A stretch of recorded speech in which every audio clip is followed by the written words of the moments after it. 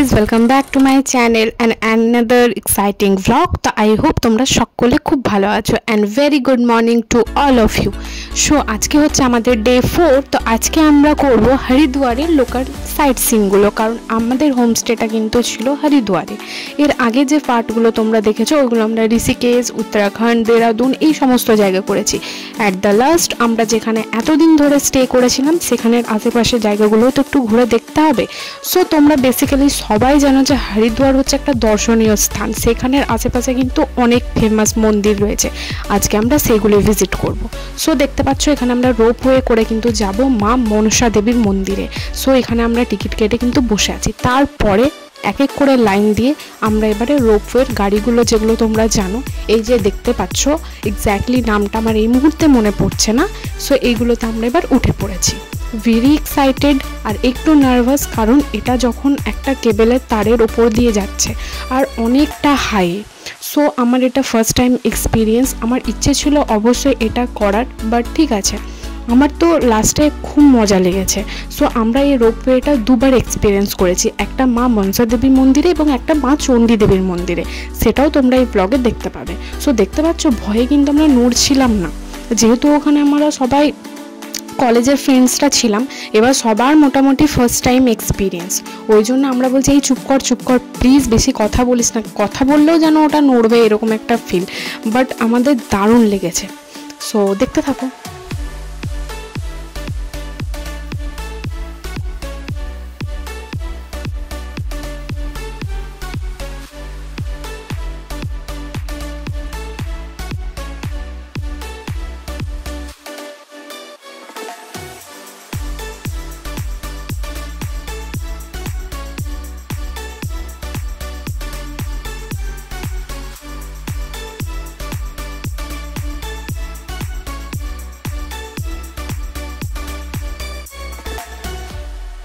Ropeway করে কিন্তু আমরা মা মনসা দেবীর মন্দিরে কিন্তু চলে এসেছি।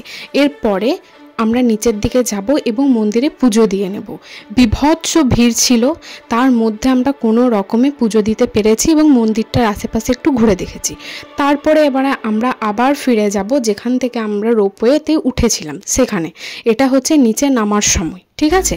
মা মনসা দেবী যাওয়ার কিন্তু এই রোপওয়েটাই হচ্ছে একটা ওয়ে। তারপরে আমরা বাসে করে চলে যাচ্ছি এরপর আমরা মা চণ্ডী দেবীর মন্দিরে। ওখানেও সেম প্রসেস, ওইখানেও রোপওয়েতে টিকিট কেটে আমরা কিন্তু পাহাড় বেয়ে যাব মা চণ্ডী দেবীর মন্দিরে। ওইখানেও আমরা মাকে পুজো দিলাম, তোমাদের সাথে যতটা পেরেছি শেয়ার করতে, কারণ ওখানে বেশি তো ফোন অ্যালাউ করে না, সেই জন্য যেটুকুনি পারলাম শেয়ার করলাম। আই হোপ তোমাদের এই সিরিজের ব্লগগুলো দেখতে ভালো লাগছে। যদি ভালো লাগে গাইজ প্লিজ একটা লাইক, শেয়ার অ্যান্ড সাবস্ক্রাইব করে দেবে। আর ঠিক তোমাদেরকে যেটা বললাম, আগের পার্টটা আমি শেয়ার করিনি, যেটা রোপওয়ে করে যখন আমরা মা চণ্ডী দেবীর মন্দিরে গেছিলাম, এটা হচ্ছে মানে রিটার্ন আসার সময়। এরপরে আমরা খাওয়া দাওয়া করে ফিরে যাব হোটেলে, কারণ আমাদের ফিরতে ফিরতে প্রায় হয়ে গেছিলো সন্ধে, ঠিক আছে। তারপরে নেক্সট ডে আমাদের ছিল বাড়ি ফেরার ট্রেন, সেই জন্য আমাদের লাগেজপত্র গোছানোর একটা ব্যাপার থাকে, তোমরা সবাই জানো। সো দেখতে থাকো।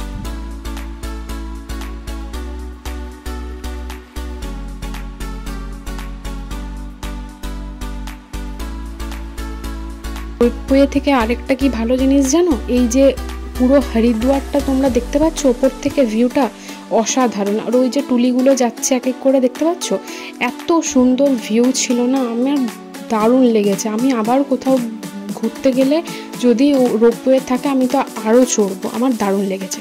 তারপরে আমরা বাড়ি এসে রেস্ট ফেস্ট করে তার পরের দিন সেকেন্ড ডে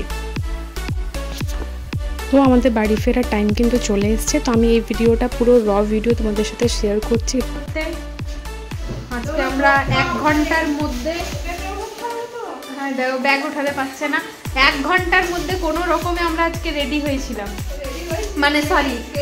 মানে লাগেজপত্র রেডি করেছি। আর আসার সময় আমরা কত ভালোভাবে মানে ব্যাগ গুছিয়েছি, নিজেকে প্রিপেয়ার করেছি, তারপরে আমরা এসেছি। দেখো বন্ধু এখনো ব্যাগের চেন লাগাতে পারছে না, আর আমার এত ভারী অপশন।